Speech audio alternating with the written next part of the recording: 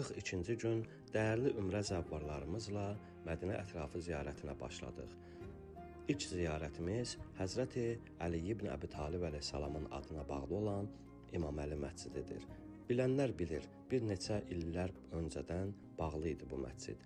Artıq bir neçə aydır ki, zəvvarların üzünə açılıbdır və zəvvarlar rahat şəkildə ziyarət edirlər.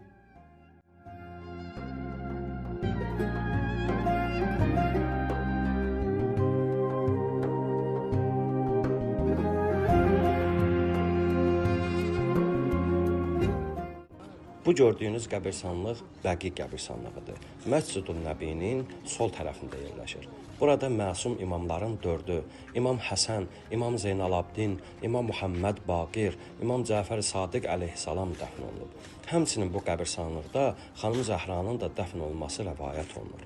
Bəqi qəbirstanlığında Peyğəmbərimizin əmisi Abbas, bibiləri, Rəsulullahın qızları və həyat yoldaşları da dəfn olunubdur.